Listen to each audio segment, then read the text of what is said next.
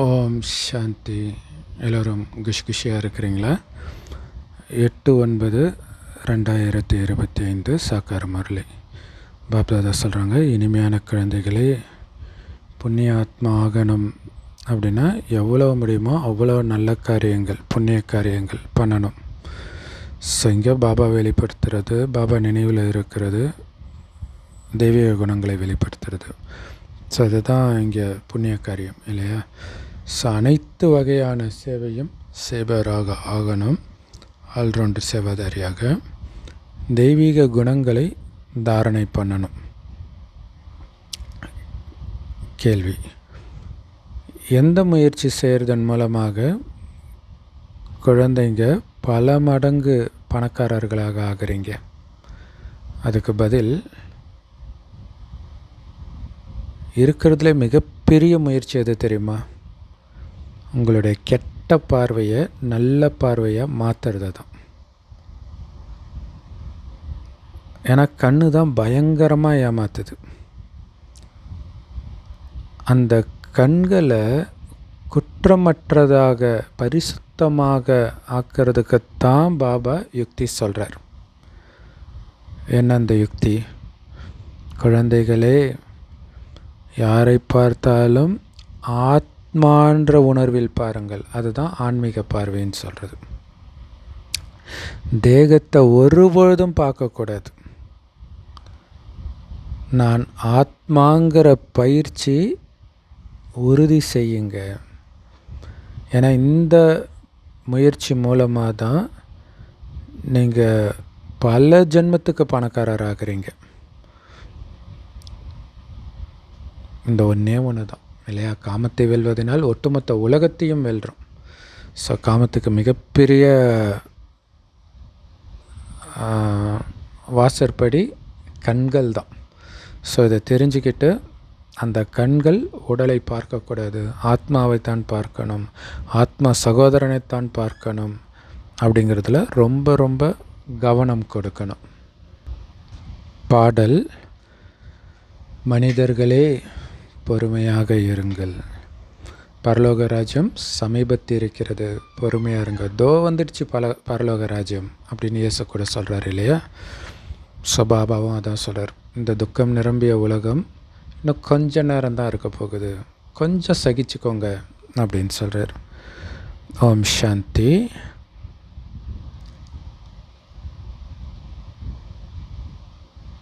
சிவபாபா இந்த பிரம்மாவுடைய உடம்பு மூலமாக பேசுகிறார். ஓம் சாந்தின்னு சொல்கிறார். ஏன்னா உடம்பு இல்லாமல் ஆத்மா பேசாது. அது பரமாத்மாவாகவே இருந்தாலும் பேச முடியாது உடம்பு இல்லாமல். அதனால் சிவபாபா கூட சரீரத்தில் பிரவேசம் செஞ்சு ஆத்மாக்களுக்கு புரிய வைக்கிறார். குழந்தைகளே, இப்போ உங்களுக்கு உலகாய தொடர்பே கிடையாது. உலகில் ரீதியான எந்த உறவும் உங்களுக்கு கிடையாது. ஒரு பாபா, நான், மூணாவது யாரும் கிடையாது. அப்படி யாராவது வந்தாங்கன்னா அவங்க பாபாவுடைய குழந்தைங்க, எனக்கு சகோதரர்கள், அவ்வளவுதான். ஸோ ஆன்மீக தொடர்பு தான், அதாவது ஆத்மா ரீதியான தொடர்பு மட்டுமே. ஆத்மா ஒருவருக்கு ஒருவர் சகோதரர் தான் இல்லையா? ஸோ ஆத்மாவுக்கு பரமாத்மா கிட்டேருந்து ஞானம் கிடைக்கிது. ஸோ தேகம் கொண்ட அனைவரும் இப்போ படிச்சுட்டு இருக்கிறோம். தேகம் இல்லாத பாபா கிட்டேருந்து படிச்சுட்டு இருக்கிறோம். ஏன்னா அவருக்குன்னு உடம்பு கிடையாது. அதனால் கொஞ்சம் நேரத்துக்காக இந்த பிரம்மாவுடைய உடலை ஆதாரமாக எடுத்து நம்ம கூட சிவபாபா கடவுள் பேசிகிட்டு இருக்கிறார். ஸோ அவர் கொடுக்குற ஞானத்துடைய சாரமே ஆத்மான்னு உணர்ந்து உங்களுடைய அப்பாவாகிய என்னை செம்பொன் நிறமான ஒளி உலகத்தில் நட்சத்திரம் மாதிரி நினைவு பண்ணிக்கிட்டே இருங்க. உங்களை ஆத்மா அப்படின்ற நம்பிக்கையோடு உட்காருங்க அப்படின்னு சொல்கிறார். ஸோ அந்த எல்லையற்ற தந்தை தான் ஆத்மாக்களாகிய நமக்கு புரிய வைக்கிறாரு. அவரை தவிர வேறு யாருமே இப்படி புரிய வைக்க முடியாது இல்லையா? மற்றவங்களாம் சரி ஆத்மா ஓகே அவ்வளோதான் போயிடுவாங்க. அதில் என்ன பேசுகிறதுக்கு இருக்குதுன்னு தோணும். ஆனால் அதை கேட்குறதுனால நீங்கள் ஆத்ம உணர்வில் வந்துட முடியாது. அப்போ தினம் தினம் கொஞ்சம் கொஞ்சம் கொஞ்சமாக நம்மளுடைய குணத்தை மாற்றுறார். உடல்னு நினச்சிட்டு இருந்த அந்த நம்பிக்கையை மாற்றுறார். அது எந்த மனிதனாலேயும் முடியாது.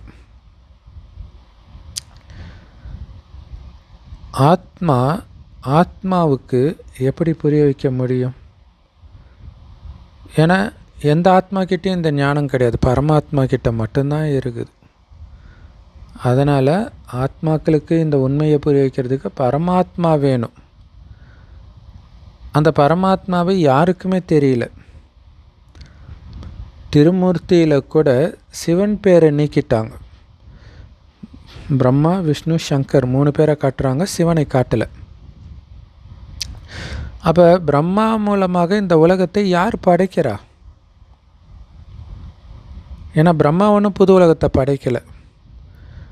அனைவரையும் படைக்கக்கூடிய எல்லையற்ற படைப்பவர் ஒரே ஒரு சிவபாபா தான். ஸோ பிரம்மா பாபா இப்போ மட்டும்தான் நமக்கு அப்பா. ஆனால் சிவபாபா எப்பவுமே நமக்கு அப்பா.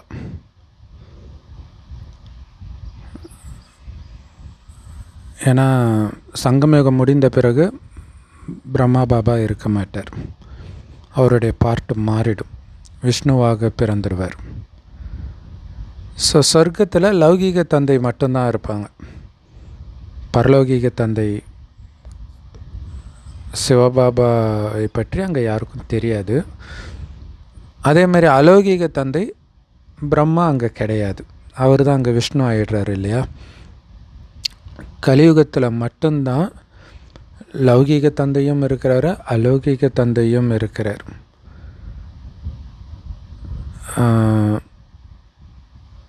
இப்போ இந்த சங்கமயுகத்தில் நமக்கு லௌகீக தந்தையும் இருக்கிறாரு, பரலௌகீக தந்தையும் இருக்கிறாரு, அலௌகீக தந்தையும் இருக்கிறார். ஆக்சுவலாக அது தப்பு வந்துடுச்சு, சாரி. கலியுகத்தில் ஆக்சுவலாக லௌகீக தந்தை இருக்கிறாங்க, அது எல்லா யுகத்துலேயுமே இருக்கிறாங்க. பரலௌகீக தந்தை இருக்கிறாங்க, கடவுள். ஆனால் அலௌகீக தந்தை பிரம்மா இந்த சங்கமயுகத்தில் மட்டும்தான் வரார். ஸோ அதனால் இந்த சங்கமயுகத்தில் மட்டும்தான் நமக்கு 3 அப்பா இருக்கிறாங்க. என்னை சுகதாமத்தில் யாருமே நினைவு செய்கிறது கிடையாதுன்னு சிவபாபா சொல்கிறார். இல்லையா? சொர்க்கத்தில் தான் சுகமாக இருக்க போகிறோமே, அங்கே எதுக்கு கடவுளை நினைக்க போகிறோம்? உலகத்தில் எப்போ துக்கம் வருதோ அப்போ தான் நம்ம கடவுளையே நினைக்கிறோம். ஆனால் சொர்க்கத்தில் நாம் உலகத்துக்கே எஜமானராக இருப்போம். அப்புறம் என்ன துக்கம் இருக்க போகுது? ஆனால் அப்படி நம்மளை உலகத்துக்கே எஜமானராக ஆக்குறது சிவபாபா தான். ஆனால் அங்கே அது ஞாபகம் இருக்காது. அதனால் அவரை நாம் நினைக்க மாட்டோம்.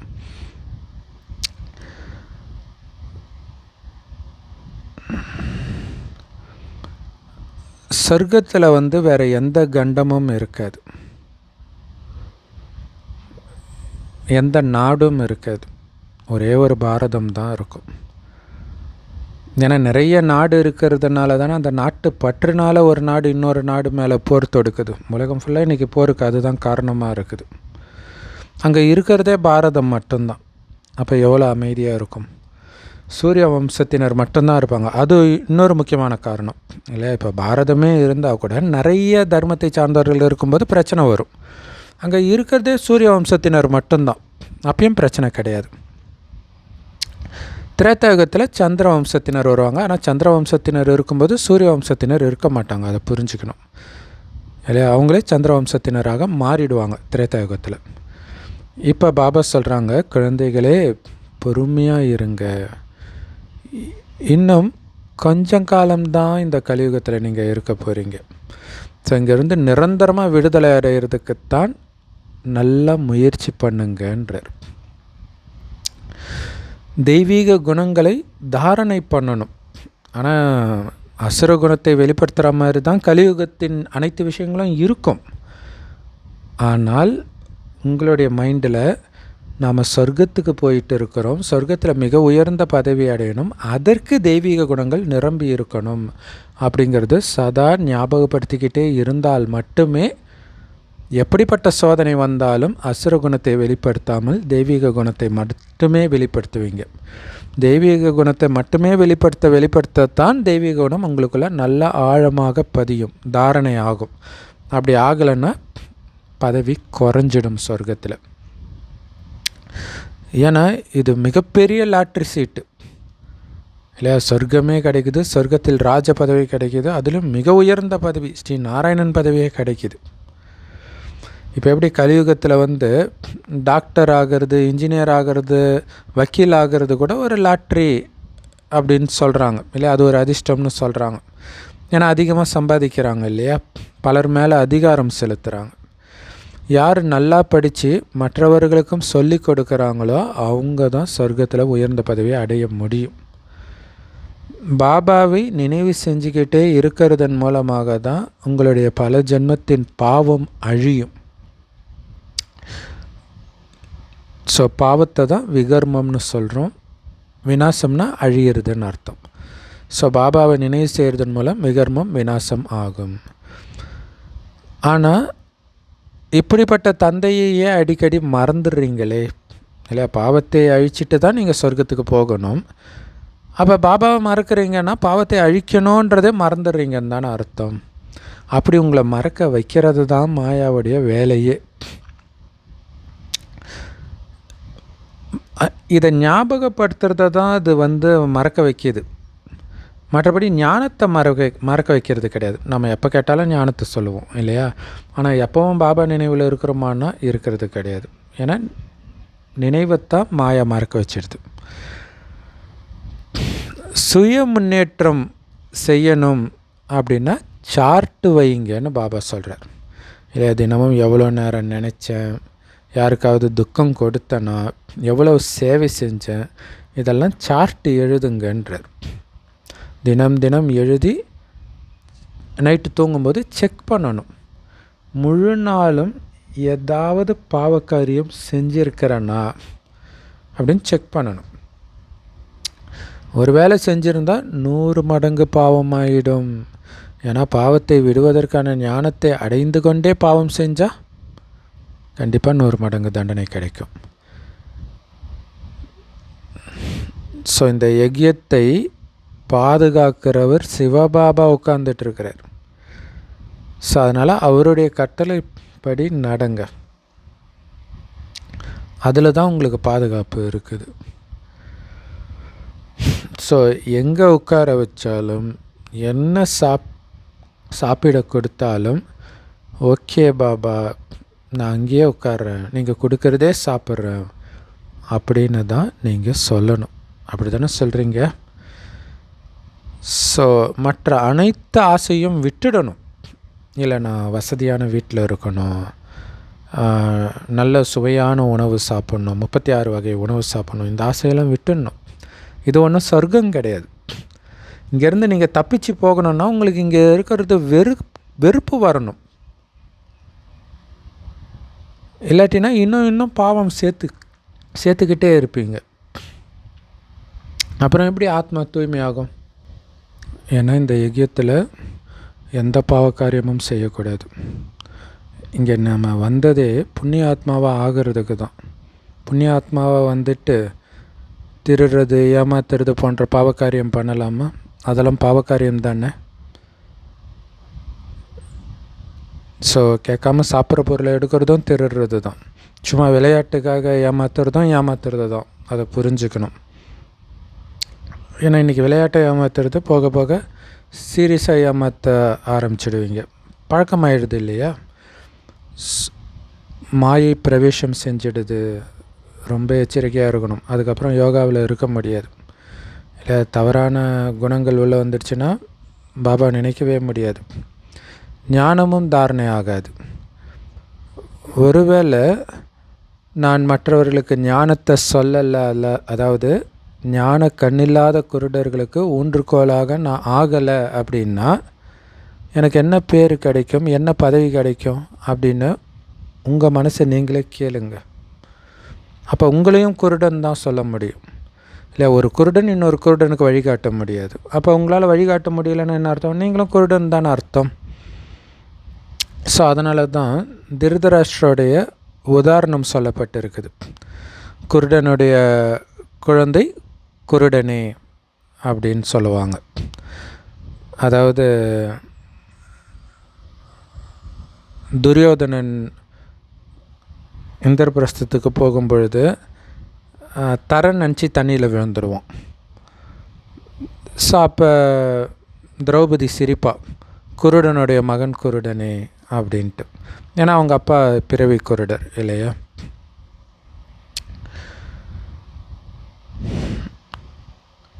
ஸோ இது ராவண ராஜ்யம். அப்போ திருதராஷ்டிரன் இருந்தது ராவண ராஜ்யத்தை குறிக்குது. ஆனால் நீங்கள் அங்கேருந்து வெளியேறிட்டீங்க. எங்கே இருக்கிறீங்க? சங்கம யுகத்தில் இருக்கிறீங்க. ராமராஜ்யத்தில் சுகம் அடைவதற்கு உங்களை தகுதிப்படுத்திட்டு இருக்கிறீங்க. பரமபிதா பரமாத்மா எப்படி சுகம் கொடுக்குறாருன்னு யாருடைய புத்தியிலும் கிடையாது. எவ்வளவுதான் நீங்கள் நல்லா புரிய வச்சாலும் அவங்க புத்தியில் உட்கார மாட்டேங்குது. உங்களை ஆத்மானு புரிஞ்சுக்கிட்டால் மட்டும்தான் பரமாத்மாவுடைய ஞானத்தையே உங்களால் புரிஞ்சிக்க முடியும். உடம்புன்னு நினச்சிட்டு இந்த ஞானத்தை கேட்டால் ஒன்றுமே புரியாது, அந்த போதையும் வராது. ஆத்மா எப்படி முயற்சி பண்ணுதோ அப்படி தான் அதற்கான பலனும் கிடைக்கும். கடைசி நேரத்தில் யாராவது மனைவியை நினச்சிக்கிட்டே இறந்தாங்கன்னா விபச்சாரியாகத்தான் பிறப்பாங்கன்னு பாபா சொல்லியிருக்கிறார் இல்லையா. அப்போ நீங்கள் பாபாவே நினச்சிட்டு சரீரத்தை விட்டால் தான் பாபா கிட்ட போவீங்க. இங்கே இருக்கக்கூடிய உறவுகளை நினச்சிட்டு சரீரத்தை விட்டீங்கன்னா மீண்டும் இதே உலகத்தில் தான் வந்து பிறப்பீங்க. இந்த உலகமே ஒரு விபச்சார விடுதியாகத்தான் இருக்குது. ஸோ அப்போ விபச்சார விடுதியில் பிறக்கிறீங்கனாலே விபச்சாரியாக பிறக்கிறீங்கன்னு தான் அர்த்தம். யார் என்னை நினைவு செய்வாங்களோ அவங்க தான் என்னை அடைவார்கள். அப்படி இல்லைன்னா அதிக தண்டனை அடைஞ்சிட்டு லேட்டாக தான் சொர்க்கத்தில் வருவீங்க அப்படின்னு பாபா சொல்கிறார். சொர்க்கம்னா சத்தியுகத்துலேயும் வர மாட்டீங்க, திரேத்தாயுகத்தில் வருவீங்க. அதுவும் திரேத்தாயுகத்தில் கடைசியில் தான் வருவீங்க என்னை நினைவு செய்யலைன்னா. அப்போ பாபாவை நினைவு செய்யலைன்னா எவ்வளோ பெரிய தண்டனை பாருங்கள். சத்தியுகம் திரேத்தாயுகத்தை தான் பிரம்மாவுடைய பகல்னும் துவாபரயுக கலியுகத்தையும் பிரம்மாவின் இரவுன்னு சொல்கிறோம், துவாபரயுக கலியுகத்தை. ஸோ அப்போ என்ன இந்த 4 யுகத்துலேயும் பிரம்மா மட்டுமா இருப்பார்? நிறைய பேர் இருப்பாங்கல்ல, பிரம்மாவுக்கு குழந்தைங்களும் இருப்பாங்கல்ல. ஸோ அப்போ அந்த பிரம்மாவின் பகல் பிரம்மாவின் இரவுன்னு சொல்கிறது பிரம்மாவின் குழந்தைகளாகிய பிராமணர்களுக்கும் பொருந்தும். ஸோ அதனால் அதை பிராமணர்களின் பகல் பிராமணர்களின் இரவுன்னு கூட சொல்லலாம். இப்போ இந்த பிரம்மாவின் இரவாகிய இந்த கலியுகத்தை பிரம்மாவின் பகலாகிய சத்தியுகமாக ஆக்கிறதுக்காகத்தான் சிவபெருமான் வந்திருக்கிறார். ஸோ பிராமணர்களாகிய நாமத்தான் பகலாகிய சொர்க்கத்துக்கு போகிறதுக்காக ஏற்பாடு பண்ணிகிட்டு இருக்கிறோம், நம்மை தயார்படுத்திகிட்டு இருக்கிறோம். ஸோ பாபா எவ்வளோ புரிய வைக்கிறார். தெய்வீக தர்மத்தின் ஸ்தாபனை நடந்தே ஆகணும், அதே மாதிரி கலியுகத்தின் அழிவும் நடந்தே ஆகணும். யாருக்காவது கொஞ்சம் சந்தேகம் வந்தால் கூட அவங்க நம்ம ஞானத்தை விட்டு வெளியேறிடுவாங்க. முதல்ல நம்பிக்கை வருது, பிறகு சந்தேகம் வந்துடுது. அப்படின்னா என்ன அர்த்தம்? இங்கே பிராமண பரிவாரத்தில் அவங்க இறந்து மீண்டும் பழைய உலகத்தில் போய் பிறப்பு எடுத்துட்டாங்கன்னு அர்த்தம்ன்றார். சந்தேகம் வந்துடுச்சுனாலே இங்கே இறந்துட்டு கலியுக சூத்ரர்களாக பிறந்துட்டாங்கன்னு அர்த்தம். நம்பிக்கை வரும்போது அங்கே கலியுக சூத்ரனாக இருந்த நாம் இறந்து சங்கமயுக பிராமணனாக புதுசாக ஜென்மம் எடுக்கிறோம். எப்போ சந்தேகம் வருதோ இங்கே இறந்து மீண்டும் அங்கே போய் பிறக்கிறீங்கன்றார். எவ்வளோ சூக்ஷ்மமாக புரிஞ்சிக்க வேண்டிய விஷயம் இது இல்லையா? ஸோ அப்போ சந்தேகம் வந்துடுச்சுன்னா அழிஞ்சிடுறாங்கன்னு அர்த்தம். பாபாவுடைய ஸ்ரீமத் படித்தான் நடக்கணும் இல்லையா? குழந்தைங்களுக்கு நல்ல நல்ல கருத்துக்களை பாபா சொல்லிக்கிட்டே இருக்கிறார். நீங்கள் ஆத்மா உடம்பு கிடையாதுன்றத முதல்ல புரிய வைங்க மற்றவங்களுக்கு.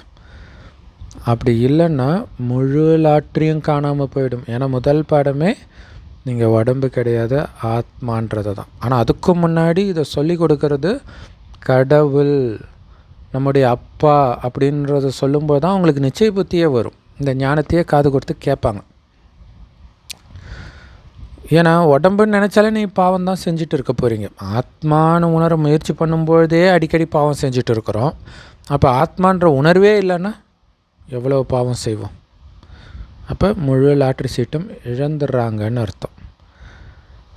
சொர்க்கத்தில் ராஜாவும் சுகமாக தான் இருப்பார், பிரஜைகளும் சுகமாக தான் இருப்பாங்க. இருந்தாலும் உயர்ந்த பதவி அடையிறதுக்கு முயற்சி பண்ணணும் இல்லையா? பிரஜையானாலே போதும்னு இருந்துடுவீங்களா? ஏன்னா உயர்ந்த பதவி அடைய சுகம் அதிகமாக இருக்கும். நாம் எப்படியும் சொர்க்கத்துக்கு தானே போக போகிறோம் அப்படின்னு அலட்சியமாக இருந்துடக்கூடாது. உயர்ந்த பதவி அடையணும். ஏன்னா இங்கே நீங்கள் ராஜா ஆகிறதுக்காக வந்திருக்கிறீங்க. ராஜயோகம் இல்லை இது பேர். ஸோ அப்போ இதை புரிஞ்சிக்கிட்டு முயற்சி பண்ணணுன்னா அந்த அளவுக்கு புத்திசாலியாக இருந்தால் தான் முயற்சி பண்ணுவாங்க. நீங்கள் புத்திசாலியாகவும் இருக்கணும், பாபாவுடைய சேவையும் செய்யணும். அப்படின்னு அர்த்தம். சுய முன்னேற்றமும் பண்ணணும், பாபாவுடைய சேவையும் பண்ணணும். ரெண்டுத்துலேயும் ஆன்மீக வருமானம் சேமிப்பாகும். ஆன்மீக சேவை செய்யலை அப்படின்னா ஸ்தூல சேவையும் இருக்குதே இல்லையா? எல்லோருக்கும் இந்த ஞானத்தை சொல்ல வராமல் கூட இருக்கலாம். அப்போ மற்ற சேவை இருக்குது இல்லையா? சென்டரை பராமரிக்கிறது இருக்குது, நிறைய விஷயங்கள் இருக்குது. ஒரு இடத்துல சேவை செய்யணுன்னா அதுக்கு முன்னேற்பாடு பண்ணணுமே. எவ்வளோ ஒர்க் இருக்குது. ஸ்தூல சேவை தான் அதிகமாக இருக்கும் இல்லையா? ஞானத்தை கொடுக்குற சேவை ஒரு அரை மணி நேரம் 1 மணி நேரம் பேசிட்டு போயிடுவாங்க. ஆனால் அதுக்கு ஏற்பாடு பண்ணுறதுக்கு அவ்வளோ நேரம் ஆகும். சில இடங்களில் சகோதரர்கள் கூட அற்புதமாக முரளி நடத்துகிறாங்க. ஸோ ஒரு சகோதரி இடையிடையில் போய் வகுப்பு நடத்திட்டு வருவாங்க இல்லை. ஸோ எல்லாத்துக்கும் சிஸ்டர் அனுப்ப முடியாது, சிஸ்டர் பற்றாக்குறை இருப்பாங்க. அப்போ ஒரு நாள் சிஸ்டர் வருவாங்க, இன்னொரு நாள் அந்த சிஸ்டர் வேறு சென்டருக்கு வேறு கீதா பாடசாலைக்கு போயிடுவாங்க. அந்த நேரம் அங்கே இருக்கிற யாராவது மாதாஜியோ பிரதரோ முரளி எடுப்பாங்க. ஏன்னா இந்த மரம் கொஞ்சம் கொஞ்சமாக வளர்ச்சி அடையுது இல்லையா? சென்டரில் எத்தனை பேர் வராங்க, ஆனால் வரவங்கெல்லாம் இருந்துட்டால் எப்பயோ பெருசாகவே இருக்கும். ஆனால் போக போக மறைஞ்சிடுறாங்க, காணாமல் போயிடுறாங்க. ஏன்? ஏன்னா விகாரத்தில் விழுந்துடுறாங்க. காம விகாரத்தில் விழுந்துட்டாங்கன்னா சென்டருக்கு வர்றதுக்கு வெக்கம் ஏற்படுது. இங்கே காம மகாசத்ருன்னும்போது காமத்தில் விழுந்துட்டு வந்தவங்களுடைய முகம் எப்படி இருக்கும்? பேய் அடைஞ்ச மாதிரி இருக்கும். ஸோ அதனால் அவங்களுக்கு இங்கே வர்றதுக்கே தயக்கமாக இருக்குது. ஏன்னா அவங்களுக்கு அந்த காமன்ற வியாதி பிடிச்சிருச்சு. எல்லா விஷயங்களையும் பாபா புரிய வச்சுக்கிட்டே இருக்கிறார். ஸோ தினமும் சார்ட்டு வைங்க, கணக்கு பாருங்கள், எவ்வளோ நேரம் பாபாவை நினைவு செஞ்சேன். ஸோ புண்ணிய கணக்கு தானே சேமிப்பாகுது அல்லது பாவக்கணக்கு சேமிப்பாகுதா செக் பண்ணுங்கள். ஏன்னா வியாபாரம்னா லாபமும் வரும் நஷ்டமும் வரும் இல்லையா? நமக்கு லாபத்தில் போகுதா கணக்கு, நஷ்டத்தில் போகுதான்னு பார்க்கணும். ஆத்மா தூய்மை ஆயிடுச்சுன்னா 21 பிறவிக்கு சேமிப்பாகிடுது. ஸோ அங்கே தூய்மை ஆகிறதுல தான் சேமிப்பே ஆகுது.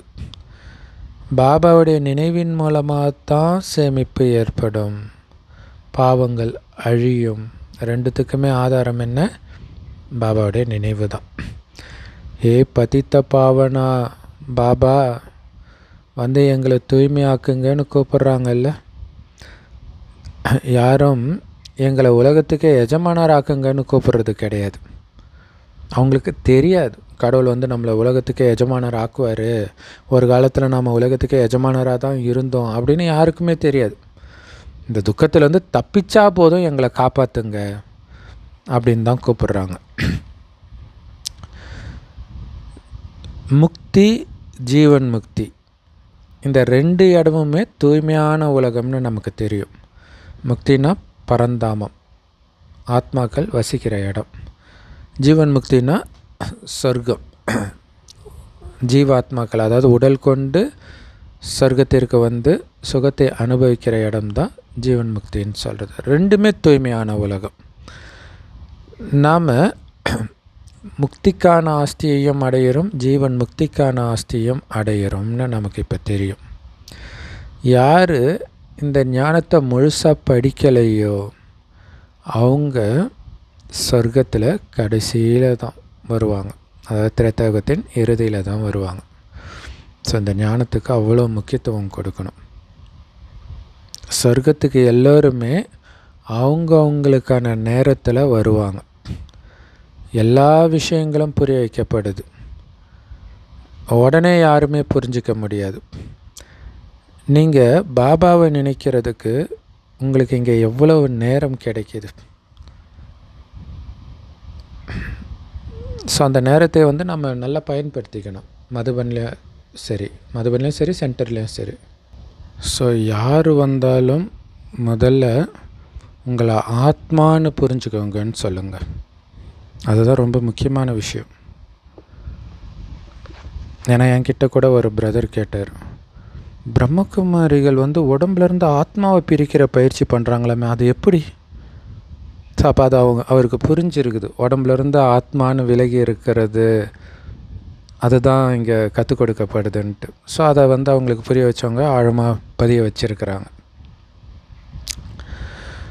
இந்த ஞானம் சிவத்தந்தை தான் கொடுக்கிறார். அவர் தான் அனைத்து ஆத்மாக்களுக்கும் தந்தை. பரமபிதா பரமாத்மான்னு சொல்கிறோம் இல்லையா, கடவுளை. ஸோ அந்த கடவுளே வந்து இந்த ஞானத்தை கொடுக்கிறார். ஆத்ம அபிமானி ஆகணும். ஆத்ம அபிமானின்னா என்ன அர்த்தம்? நான் ஆத்மான்ற உணர்வு, யாரை பார்த்தாலும் ஆத்மான்ற உணர்வில் பார்க்கறது, இதுதான் ஆத்ம அபிமானின்னு சொல்கிறது. ஏன்னா ஆத்மா தான் எல்லாமே பண்ணுது. கண்ணு வழியாக ஆத்மா தான் பார்க்குது, வாய் வழியாக ஆத்மா தான் பேசுது, கை கால்கள் மூலமாக ஆத்மா தான் எல்லா காரியத்தையும் பண்ணுது, சிந்திக்கிறதும் ஆத்மா தான் பண்ணுது, இந்த ஞானத்தையும் ஆத்மா தான் கேட்குது காது வழியாக. ஸோ பரமாத்மா தந்தையை நினைவு செய்கிறதன் மூலமாக மட்டும்தான் பாவங்கள் அழியும். ஸோ எப்படி நினைக்கிறதுன்ற ஞானத்தை பாபா கற்றுக் கொடுக்குறார். அப்புறம் இந்த சிருஷ்டியுடைய முதல் இடை கடை பற்றிய ஞானமும் கொடுக்குறார். இந்த சிருஷ்டியுடைய ஆரம்பத்துலேருந்து கடைசி வரைக்கும் என்ன நடந்தது அப்படிங்கிற ஞானத்தையும் கொடுக்கிறார். ஸோ இந்த சிருஷ்டியை படைத்த சிவபாபாவை சதா நினைவு பண்ணிக்கிட்டே இருந்தால் மட்டுமே உங்களுடைய பாவம் அழியும். பிறகு இந்த படைப்புடைய முதல் இடை கடையின் ஞானத்தை புரிஞ்சுக்கிறதன் மூலம் சக்கரவர்த்தி மகாராஜா ஆகிடுவீங்க. இல்லை, இந்த படைப்புடைய ஆரம்பத்துலேருந்து கடைசி வரைக்கும் என்ன நடந்துச்சுன்னு தெரிஞ்சிக்கிட்டு அதை மனதில் அசை போட்டுக்கிட்டே இருக்க தான் இந்த உலகத்தின் சக்கரவர்த்தி மகாராஜாவாக நீங்கள் ஆவீங்க, ஸ்ரீ நாராயணனாக ஆவீங்க. ஸோ இதுதான் ஸ்வதர்ஷ்ண சக்கரத்தை சுற்றிக்கிட்டே இருக்கிறதுன்னு சொல்கிறது. அவ்வளோதான் இந்த ஞானம். இதை நீங்கள் மற்றவர்களுக்கும் சொல்லணும். அதற்கான சித்திரங்களும் உங்ககிட்ட இருக்குது இல்லையா, படத்தை வச்சு அழகாக புரிய வைக்கலாம். ஸோ முழு நாளும் இதை புத்தியில் அசை போட்டுக்கிட்டே இருக்கணும். இதை பற்றிய சிந்தனை தான் முழு நாளும் இருக்கணும். மற்றபடி கலியுகத்தின் எந்த சிந்தனையும் மைண்டில் வரக்கூடாது. நீங்கள் கடவுளுக்கு மாணவர்களாகவும் இருக்கிறீங்க இல்லையா. நீங்கள் குழந்தையாக இருக்கலாம், பெரியவங்களாக இருக்கலாம், திருமணமானவர்களாக இருக்கலாம், திருமணம் ஆகாதவர்களாக இருக்கலாம், தாத்தா பாட்டியாக கூட இருக்கலாம், எல்லாருமே மாணவர்கள் தான். ஸோ இங்கே நிறைய இல்லறவாசிகள் மாணவர்களாக இருக்கிறாங்க. இல்லறவாசிகள்னு என்ன? திருமணமாகி குடும்பத்தில் இருக்கிறவங்க. நீங்கள் கூட குடும்பத்தில் இருந்துக்கிட்டே தாமரை மலர் எப்படி சேத்துலேருந்து விலகி இருக்குதோ அந்த மாதிரி புத்தியினால் விலகி இருக்கணும். அந்த குடும்பத்தில் உள்ளவர்கள் மீது பற்றில்லாமல் விலகி இருக்கணும். சகோதரன் ஒருபோதும் தன் சகோதரியை இச்சையாக பார்க்க மாட்டான் இல்லையா. ஸோ நாம் இப்போ எல்லைக்கு அப்பாற்பட்ட குடும்பத்துக்கு வந்திருக்கிறோம். உலகமே ஒரு குடும்பம், எல்லாருமே அந்த சிவத்தந்தையோடைய குழந்தைங்க. அப்போ எல்லோரும் நமக்கு சகோதரன் சகோதரிகள் மட்டுமே. அப்போ சகோதரன் சகோதரிகள் கிட்ட ஒருபொழுதும் கெட்ட பார்வையே ஏற்பட முடியாது இல்லையா? அப்படி ஏற்படுது அப்படின்னா நீங்கள் தாமரை மலர் மாதிரி விலகி இல்லை, உடல் உணர்வுலேருந்து விலகி இல்லைன்னு அர்த்தம். இவங்க பிரம்மாவின் வாய் வழியாக பிறந்தவர்கள் அல்லவா என்னை மாதிரியே. அப்போ என்னுடைய சகோதரன் அல்லது சகோதரி தானே இவங்க அப்படின்னு உங்கள் மைண்டை டக்குன்னு மாற்றணும். கெட்ட பார்வையை நல்லதாக மாற்றுறதுக்கு அதிகமாக முயற்சி பண்ணிக்கிட்டே இருக்கணும், கவனம் கொடுத்துக்கிட்டே இருக்கணும் இல்லையா? ₹1 திருநாளும் திட்டு தான், ₹1,00,00,000 திருநாளும் திட்டு தான் பாபா சொல்லுவார். ஸோ அந்த மாதிரி நீங்கள் ஒரு தடவை இச்சையை பார்த்தீங்கன்னா மீண்டும் மீண்டும் மீண்டும் அதே பார்வையே தான் உங்களுக்கு பழக்கமாகும். ஸோ அதனால் ஒரு தடவை கூட பார்க்கக்கூடாது. டக்குன்னு ஆத்மா, என்னுடைய சகோதரன், என்னுடைய சகோதரி கூட உடம்பு பார்த்தா தான், ஆத்மா உடம்பு கிடையாது இல்லை, உடம்பு தான் ஆண் பெண். ஸோ அப்போ ஆத்மா சகோதரன், அவ்வளோதான், ஆத்மாவை தான் பார்க்கணும். ஸோ இந்த முயற்சி பண்ணிக்கிட்டே இருக்கணும். ஏன்னா அரைக்கல்பமாக உடலை பார்த்து பழகிய பழக்கம் இருக்குது. அதை நீக்கணும்னா அதிக முயற்சி பண்ணணும். கெட்ட பார்வையே இருக்கக்கூடாது அப்படின்னு பாபா சொல்கிற கருத்துலாம் ரொம்ப கஷ்டம்னு நிறைய பேர் எழுதுகிறாங்க. அது எப்படிங்க காமம் இல்லாமல் இருக்கிறதுன்னு எழுதுகிறாங்க. சொல்கிறது கடவுள், அதை புரிஞ்சுக்கணும். பாபா சொல்கிறதுல தான் நன்மை இருக்குது இல்லையா? அடிக்கடி புத்தி வந்து அந்த தேகத்தின் பக்கம் போயிடுதே அப்படின்னு சொல்கிறாங்க. அந்த தேகம் சம்மந்தப்பட்ட, காமம் சம்மந்தப்பட்ட நிறைய எண்ணங்கள் வருதுன்னு பாபாவுக்கு லெட்டர் எழுதுகிறாங்க. இப்போ பாபா சொல்கிறாரு, சரி அப்போ கண்ணுக்கு என்ன பண்ணுறது? இல்லை கண்ணு டக்குன்னு போய் பார்த்துடுதே, என்ன பண்ணுறது? அதுக்கு தான் பாபா சூர்தாஸுடைய உதாரணம் கொடுக்கிறார். சூர்தாஸ் வந்து பிறவி குருடர், பிறவியிலே அவருக்கு கண் பார்வை கிடையாது, தீவிர சிவபக்தர். சிவனை நினைத்து நிறைய பாட்டு பாடுவார். அதில் மகிழ்ந்து சிவபெருமான் வந்து அவருக்கு பார்வையை கொடுக்கிறார். பார்வை கிடைச்ச உடனே இந்த கலியுக கவர்ச்சியில் புத்தி மயங்குது, சிவனுடைய நினைவு மறக்குது. உடனே அவருக்கு குற்ற மனப்பான்மை வந்து எனக்கு இப்படிப்பட்ட கண்ணே தேவையில்லைன்னு கண்ணை குத்தி குருடாக்கிக்கிறார். ஸோ இப்படி கதை உருவாக்கி இருக்கிறாங்க. அது ஹிந்தியில். தமிழில் அதே மாதிரி கண்ணப்பர் கதை உங்களுக்கு தெரியும் இல்லையா? அதோடைய விஷயம் இது தான். இச்சையாக பார்க்கக்கூடிய இந்த கண்கள் எனக்கு வேண்டாம், அப்படி பார்த்ததினால்தான் இப்படி நான் கீழான நிலையை அடைஞ்சிருக்கிறேன். ஸோ அதை கண்ணை பிடுங்குற விஷயம் கிடையாது, அந்த கண்ணை தூய்மையாக்கிற விஷயம், உடலை பார்க்காமல் ஆத்மாவை பார்க்குற விஷயம். அதனால தான் ஒரு பெண்ணை நீ இச்சையாக பார்த்தனா ஆல்ரெடி விபச்சாரம் பண்ணிட்டேன்னு இயேசு சொல்கிறார். உன் கண்ணுனால் நீ ஒரு தப்பு பண்ணுறன்னா அந்த கண்ணை பிடுங்கி நெருப்பில் போடு, நாளைக்கு ஒட்டுமொத்த உடம்பும் நரகத்தீயில் எரிவதை பார்க்கிலும் இது நலமாக இருக்கும் அப்படின்னு இயேசு சொல்லியிருப்பார். ஸோ கண்ணு வந்து ரொம்ப ஏமாத்துதுன்னு தெரிஞ்சவொடனே சூர்தாஸ் வந்து கண்ணையே நீக்கிடுறார். ஆனால் இப்போ அந்த விஷயமெல்லாம் கிடையாது, கண்ணை பிடுங்கி போடுற விஷயம் கிடையாது. ஏன்னா எல்லாருக்கும் தான் கண்கள் இருக்குது, ஆனால் கெட்டதாக இருக்குது. இதை நல்லதாக மாற்றணும் இல்லையா? காமம் தப்பு, அதனால் பொண்டாட்டியை விட்டுட்டு ஓடு காட்டுக்கு போகணுலாம் கடவுள் சொல்லலை. ஏன்னா கணவன் மனைவி 2 பேருக்குமே காமம் எதிரி தான், கணவனுக்கு மட்டும் கிடையாது. அதனால் ஒன்றா இருந்துக்கிட்டே நீங்கள் தூய்மையாகணும், சகோதரன் சகோதரியாக மாறி காட்டணும். அதுக்கு ஆத்ம சகோதரன்கிட்ட பேசுகிறன்ற உணர்வில் தான் பேசணும். மனைவின்ற எண்ணத்தில் பேசவே கூடாது. அதாவது காமம் இல்லாமல் இருக்கலாம், பட் மனைவின்ற உணர்வில் பேசுகிறீங்கல்ல, அது கூட இருக்கக்கூடாதுன்றதில் கவனம் வைங்க. அந்தளவுக்கு நீங்கள் கவனம் கொடுத்தா தான் மதிப்போட பாஸ் ஆக முடியும். ஏன்னா காமம் மட்டும் இல்லை, பற்றும் மிகப்பெரிய எதிரி இல்லையா? ஸோ அது எப்படிங்க குடும்பத்தில் ஒன்றா கணவன் மனைவி இருந்துக்கிட்டே தூய்மையாக இருக்கிறதுலாம் முடியாத காரியம்னு மனிதர்கள் நினைக்கிறாங்க. ஆனால் பாபா சொல்கிறாரு முடியும், கடவுள் சொல்கிறாரு முடியும். பாரு என்னுடைய குழந்தைங்க பாரு இருக்கிறாங்க பாருன்னு கடைசியில் எல்லோருக்கும் காட்சி போட்டு காட்டுவார் நாம் எப்படி தூய்மையாக இருந்தோன்ட்டு. ஏன்னா இங்கே அதிகமான பலன் கிடைக்குது. சன்னியாசிகளால் தூய்மையாக இருக்க முடியலன்னா அவங்களுக்கு அதனால் எந்த பலனும் கிடையாது. இங்கே பலன் இருக்குது. ஒரு வினாடி காமத்திற்காக அல்லது ஒரு வினாடி இச்சையாக பார்க்கறதுக்காக சொர்க்கத்தின் ராஜ்யத்தை எந்த முட்டாளாவது இழப்பானா? அப்போ அதன் மீது அதிக நம்பிக்கையும் போதையும் வர வர காமத்தை பாம்பு மாதிரி பார்த்து எச்சரிக்கையாக இருப்பீங்க. ஏன்னா காம்பு நல்ல பாம்பின் விஷத்திற்கு சமம்னு பாபா சொல்வார். தெரிஞ்சும் ஏன் அதில் மயங்குறீங்கன்னுவார். நீங்கள் பல பிறவிகளுக்கு பல மடங்கு செல்வந்தர்களாக ஆகுறீங்க தூய்மையாக இருக்கிறதன் மூலமாக, உங்கள் கண்ணை தூய்மையாக ஆக்குறதன் மூலமாக. அப்போ ஏன் தூய்மையாக ஆகக்கூடாது? சொர்க்கத்தில் உங்களுடைய செல்வத்தை கணக்கு போடவே முடியாது. பல மடங்கு பணக்காரர்களாக ஆகிடுவீங்க. அதனால் அங்கே யாருமே கணக்கு போடலாம் மாட்டாங்க. இன்றைய நாட்களில் பாபா பதம்பதி பத்மாவதி அப்படிங்கிற பேரெல்லாம் வைக்கிறாங்க.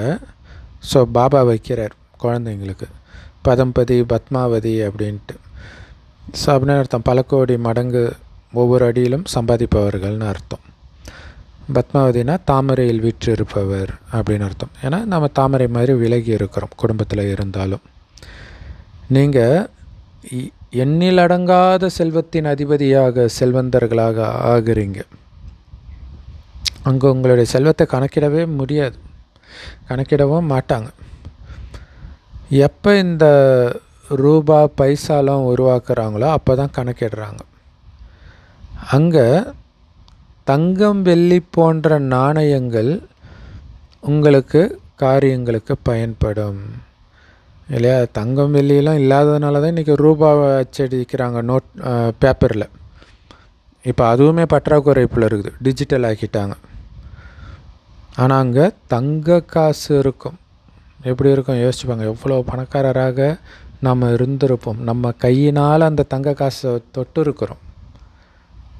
அதை கண்டுக்காமல் ஒரு சாதாரணமாக பயன்படுத்தியிருக்கிறோம். நினச்சி பார்க்க எப்படி இருக்குது? ராமர் சீதையுடைய ராஜ்யத்தின் நாணயங்களை இதுக்கு முன்னாடி கண்டெடுத்தாங்களாம். ஆனால் சூரிய வம்சத்துடைய நாணயத்தை ஒருபொழுதும் பார்த்திருக்க முடியாதுன்றார். அப்போ திரேதாயுகத்துடைய நாணயம் கூட கிடச்சிருக்குதான். சூப்பர் இல்லை? ஏன்னா அது சில சமயம் இந்த அகழ்வாராய்ச்சியில் தங்க காசுலாம் காட்டுவாங்க இல்லையா? அது திரேதாயுகத்துடைய காசு, ராமராஜ்யத்தின் காசு. சந்திரவம்சத்தினுடையதை பார்த்து கொண்டு தான் வருகிறீர்கள். ஸோ சில விஷயங்கள் கிடைக்குது பூமிக்கு அடியில் தங்கம் வித்தியாசமானதுன்னா அது திரேதாயுகத்தின் விஷயங்களாக இருக்கலாம். முதல்ல எல்லாமே தங்க கட்டிகளாகவே இருந்தன, பிறகு வெள்ளியாக மாறியது, பிறகு பின்னாட்களில் தாமிரம் போன்றவைகளில் உருவாக்கப்பட்டது. இல்லை எல்லாமே தங்க மாளிகை செங்கலே தங்கத்தில் இருந்துச்சு இல்லையா? அதுக்கப்புறம் வெள்ளியாச்சு, அதுக்கப்புறம் தாமிரம், இப்போ கல். இப்போ குழந்தைகளாகிய நீங்கள் மறுபடியும் பாபா கிட்டேருந்து ஆஸ்தி அடைஞ்சிட்டு இருக்கிறீங்க.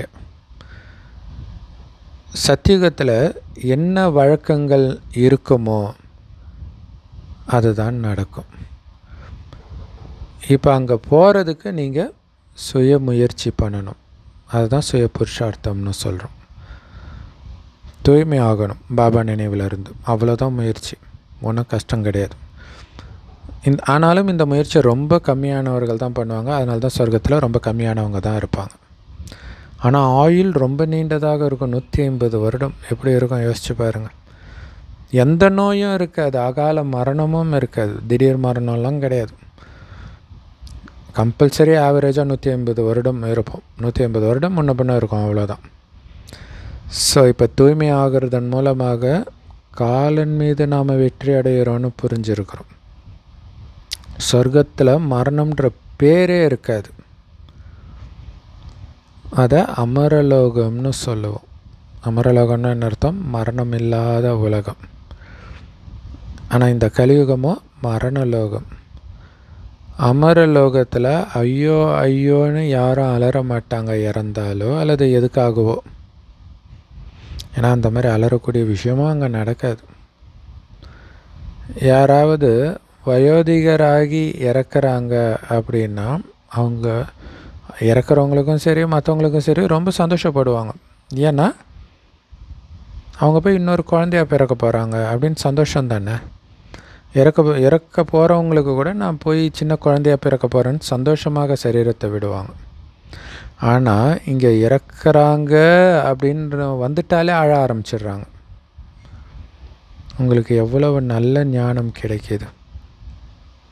இதை நீங்கள் எவ்வளவு தாரணை பண்ணணும், மற்றவங்களுக்கும் புரிய வைக்க வேண்டி இருக்குது இல்லையா. நாமளும் நல்ல தாரணை பண்ணோம், மற்றவங்களுக்கும் புரிய வச்சு தாரணை பண்ண வைக்கணும். பாபா நான் ஆன்மீக சேவை செய்யணும் பாபா, எனக்கு அதுதான் விருப்பம் பாபான்னு யாராவது பாபா கிட்ட சொன்னாங்கன்னா பாபா உடனே ஓகே குழந்த பண்ணு அப்படின்னு தான் சொல்லுவார். பாபா யாரையுமே குழந்த சேவை செய்யாத அப்படின்லாம் சொல்லவே மாட்டார். ஏன்னா பாபாவே சேவை செய்கிறதுக்கு தான் வர்றாரு, சேவை செய்கிறதுக்கு தான் நம்மளையும் தயார்படுத்துகிறார். ஞானம் இருந்தால் சேவை செய்ய வேண்டியது தான். இப்போ ஞானம் இல்லைன்னா சேவை பண்ண மாட்டாங்க. அப்போ அஞ்ஞானம் தான் இருக்குதுன்னு அர்த்தம். அஞ்ஞானத்தினால அதிக தீங்கு செஞ்சிடுறாங்க, டிஸ்சர்வீஸ் பண்ணிடுறாங்க. சேவை நல்லா பண்ணணும் இல்லையா, அப்போ தானே லாட்ரி சீட்டு கிடைக்கும். மிக உயர்ந்த லாட்ரி சீட்டு, அதுவும் ஈஸ்வரிய லாட்ரி சீட்டு கடவுளே கொடுக்குறார். அந்த லாட்ரி சீட்டு யாருக்கோ தான் விழும். இந்த லாட்ரி சீட்டு முயற்சி பண்ணால் கண்டிப்பாக விழும். அந்த லாட்ரி சீட்டில் முயற்சி கிடையாது இல்லையா. நீங்கள் ராஜா ராணி ஆகும் பொழுது உங்களுடைய பேரன் பேத்திகள் எல்லோரும் அதை அனுபவித்து வருவார்கள். இங்கே ஒவ்வொருத்தரும் அவங்களுடைய கர்மத்தின்படி பலன் அடைகின்றனர். யாராவது அதிக செல்வத்தை தானம் செய்கிறாங்க அப்படின்னா அவங்க ராஜாவாக ஆவாங்க இப்போ, அல்லது பணக்கார குடும்பத்தில் பிறப்பாங்க. ஏன்னா இப்போ ராஜாராணி ஆட்சி கிடையாது இல்லையா. ஸோ அதனால் பாபா குழந்தைங்களுக்கு எல்லாத்தையும் புரிய வைக்கிறார். ஸோ சொர்க்கத்தில் தான் ராஜா ராணி ஆகிறீங்கன்னா உங்கள் பேத்தியெல்லாம் கூட அதை அனுபவிப்பாங்க. ஆனால் இங்கே அப்படி கிடையாது இல்லையா. சொல்லுவாங்க 3 தலைமுறை வாழ்ந்தவன் கிடையாது அப்படின்னு சொல்லுவாங்க. ஆனால் அங்கே அப்படியே தான் இருக்கும் செல்வம். ஸோ இதெல்லாம் நாமளும் நல்லா புரிஞ்சுக்கிட்டு தாரணை பண்ணணும். அதே மாதிரி சேவையும் செய்யணும். நூற்றுக்கணக்கான சேவைகள் இருக்குது இல்லை, பலவிதமான சேவை. எப்போ 1969க்கு முன்னாடி சொல்கிறார். இப்போ இன்டர்நெட்டு வந்த பிறகு ஊறப்பட்ட சேவை இருக்குது. நூற்றுக்கணக்கான இல்லை, ஆயிரக்கணக்கானவும் இல்லை, லட்சக்கணக்கான கோடிக்கணக்கான சேவை இருக்குது. இப்போ ஈஸியாக பண்ணலாம், நிறைய பண்ணலாம். ஸோ பாபா ஞானத்தை வாட்ஸ்அப் ஸ்டேட்டஸில் வச்சா அது ஒரு சேவை தான் இல்லையா. ஆனால் ஞானம் புரிகிற மாதிரி வைக்கணும். ஸோ அதை நீங்கள் ரெகுலராக வைக்க தேவாத்மாக்களுக்கு கொஞ்சமாக எழுந்திருப்பாங்க. இவங்க வித்தியாசமாக இருப்பாங்களே, என்ன இது அப்படின்னு தோணும் அவங்களுக்கு.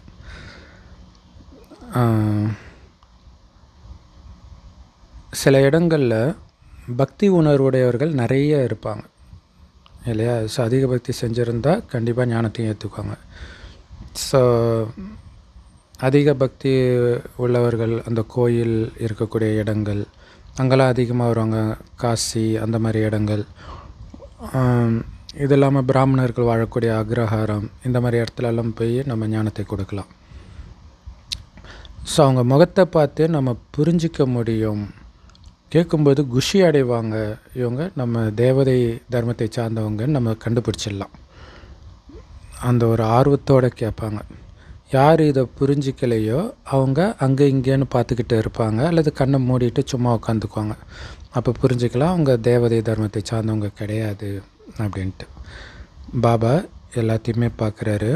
யாருக்காவது கற்றுக் கொடுக்கலை அப்படின்னா அவங்க தானே எதுவும் புரிஞ்சிக்கலைன்னு அர்த்தம். அதனால தான் மற்றவங்களுக்கும் கற்றுக் கொடுக்க மாட்டுறாங்க. ஒரு காதில் வாங்கி இன்னொரு காதில் விட்டுடுறாங்க. எல்லையற்ற தந்தைக்கிட்ட இருந்து எல்லையற்ற ஆஸ்தி அடையக்கூடிய நேரம் இது. ஸோ இந்த நேரம் அலட்சியமாக விட்டீங்கன்னா அதுக்கப்புறம் எப்போவுமே கிடைக்காது. பக்தியில் உழுந்து உழுந்து வணங்குறாங்க, அப்போல்லாம் கிடைக்கல. அதெல்லாம் கொடுக்கறதுக்கு இப்போ வர நேரம் அலட்சியமாக இருந்துட்டு அப்புறம் என்ன பண்ணுறது? இல்லை, சாகும்போது கோவிந்தா கோவிந்தான்னா என்ன ஆகும்?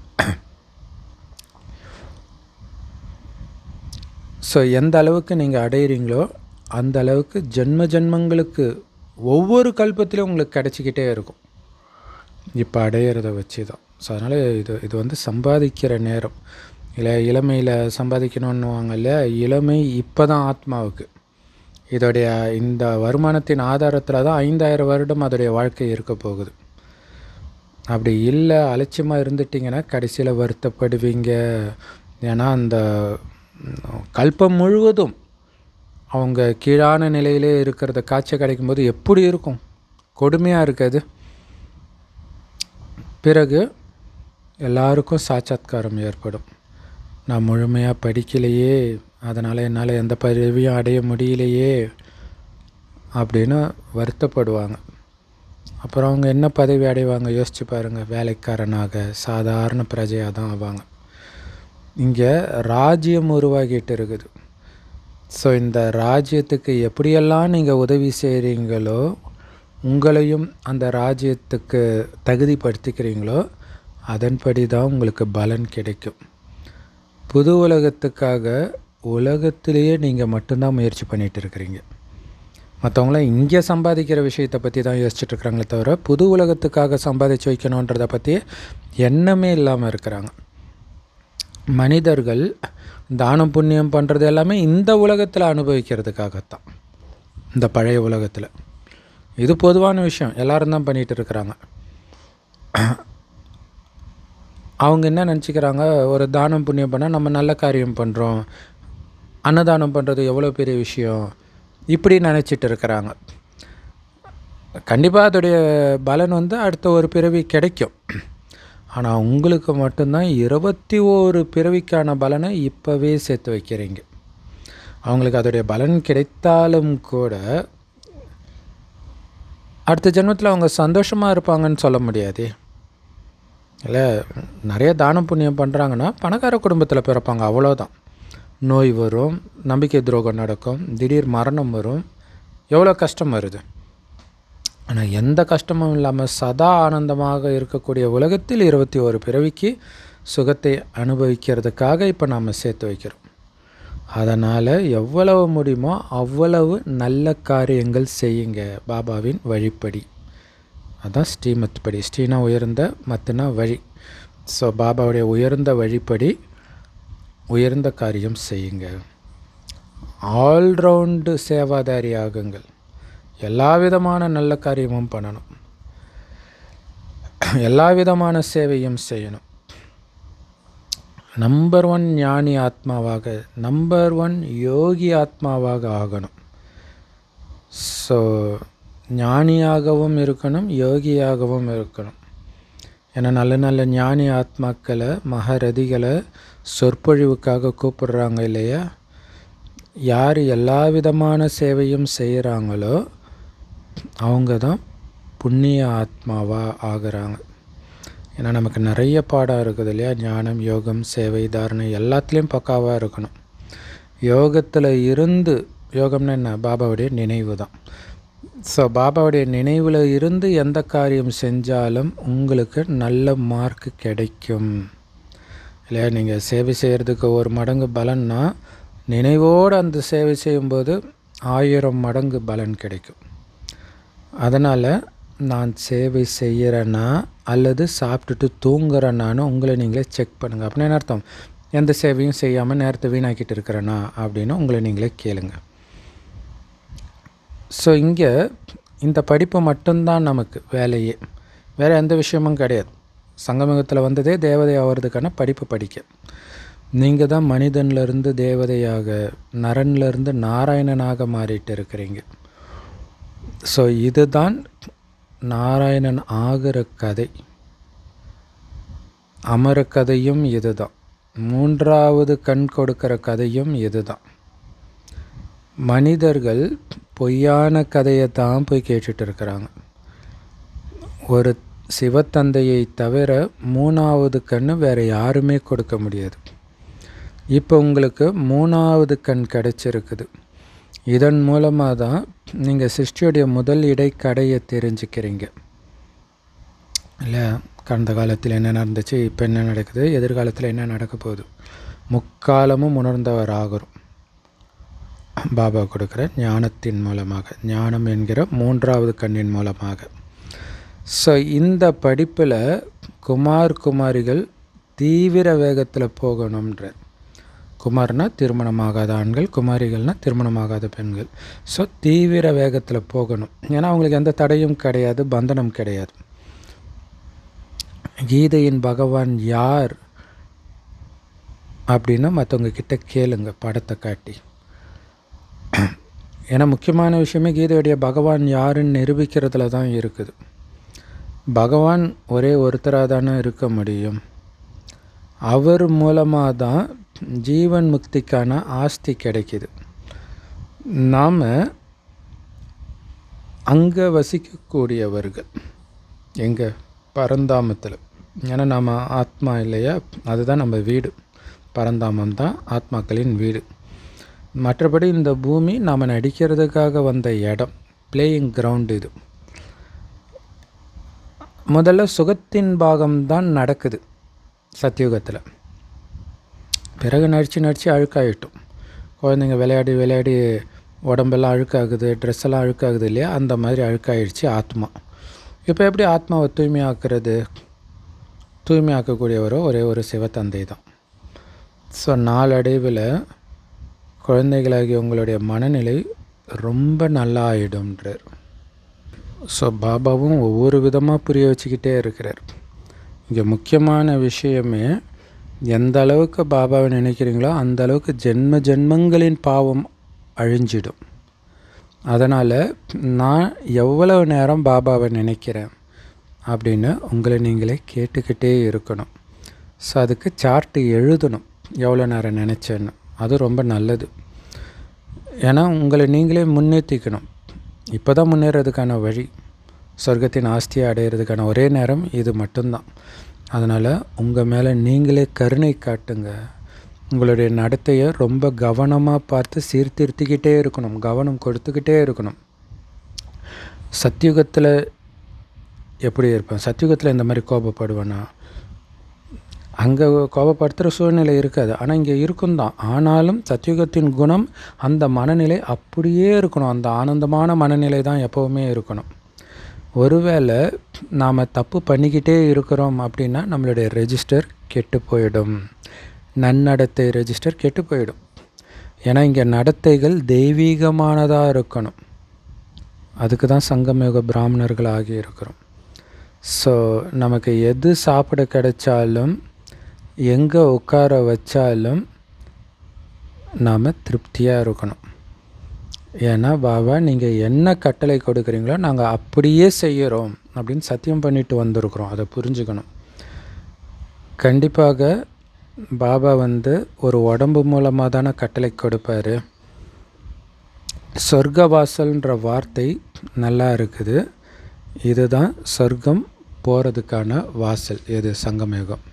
ஸோ அற்புதமான முரளி கொடுத்த அன்பான தாய் தந்தை பாப்தாதாவுக்கு அன்பு நினைவுகள் மற்றும் காலை வணக்கம். பாபா சொல்கிறாங்க, புண்ணிய ஆத்மா ஆகணும் அப்படின்னா எல்லா ஆசையும் விட்டுட்டு பாபா எது சாப்பிட கொடுத்தாலும் திருப்தியாக சாப்பிட்ணும். எங்கே உட்கார வச்சாலும், அதாவது எந்த நிலையில் நீங்கள் எந்த நிலைக்கு சென்றாலும் முழு திருப்தியாக இருக்கணும். எந்த பாவக்காரியமும் பண்ணக்கூடாது. இதை உறுதி செஞ்சுக்கணும்.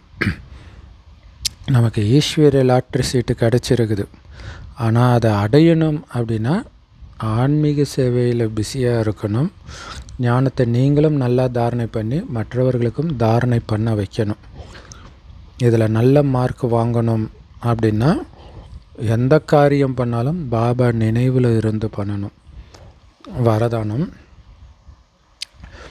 மாயாவையும் இயற்கையையும் வேலைக்காரனாக மாற்றக்கூடிய சதா ஸ்நேகி, அதாவது அன்பானவர் ஆகுங்கள்.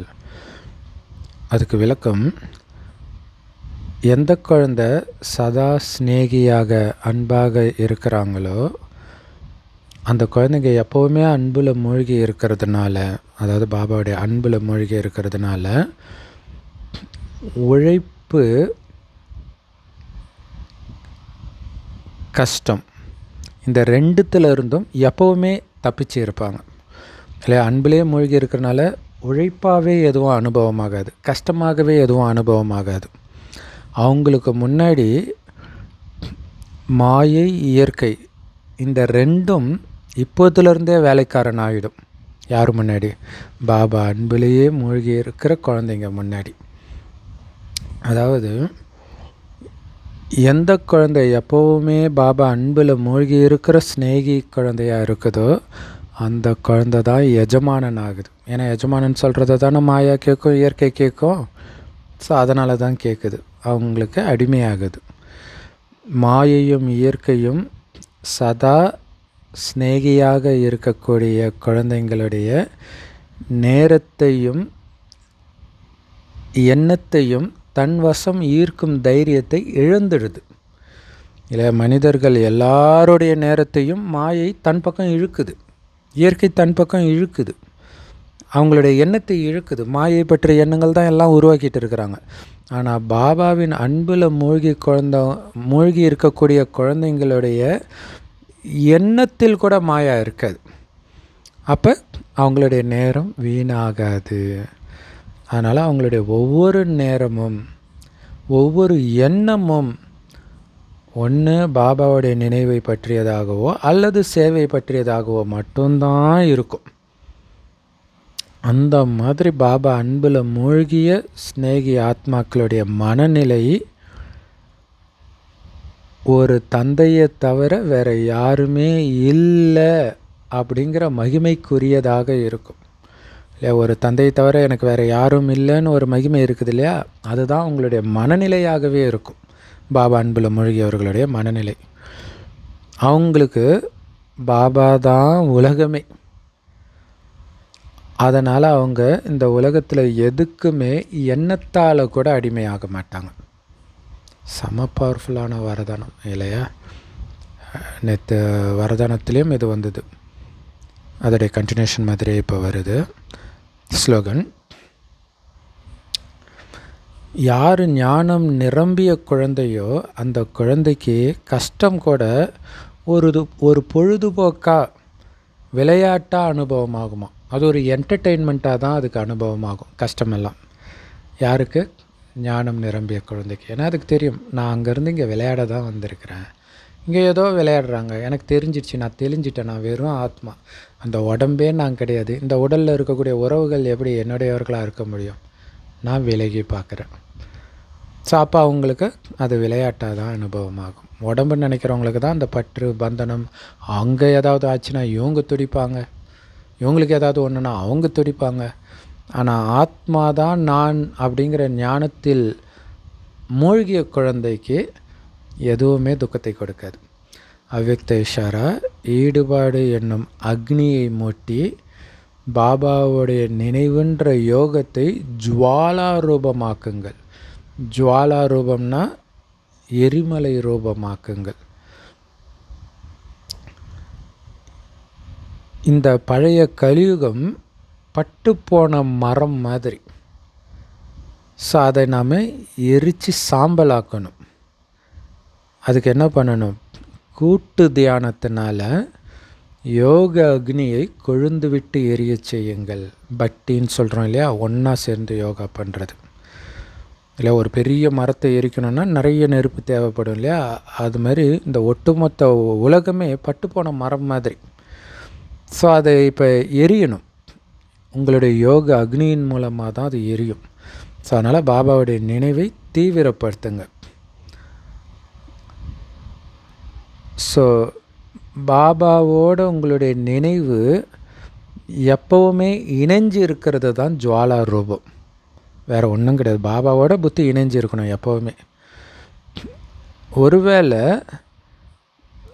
அடிக்கடி பாபா கிட்டேருந்து புத்தி கட் ஆகுது, வேறு எதுலேயோ போய் புத்தி ஒட்டிக்குது அப்படின்னா மறுபடியும் பாபா கிட்ட புத்தியை இணைக்கிறதுலேயே உங்களுடைய நேரத்தை வேஸ்ட் பண்ணிகிட்டு இருப்பீங்க. ஏன்னா அவ்வளோ சீக்கிரம் போய் இணையாது. அப்போ உழைப்பும் ரொம்ப அதிகமாக தேவைப்படும் சக்திசாலியான நிலைக்கு பதிலாக பலவீனமான நிலை தான் அனுபவமாகும். அவ்வளோத்துக்கும் காரணம் என்ன? யோகம் குறைவாக இருக்குது. அதனால தான் யோகத்தை அதிகப்படுத்துங்க அப்படின்னு பாபா சொல்கிறார். செம்ம powerful Murali. Love you Bap Dada. Thank you Bap Dada. குஷியாக இருங்க, குளிர்ச்சியாக இருங்க.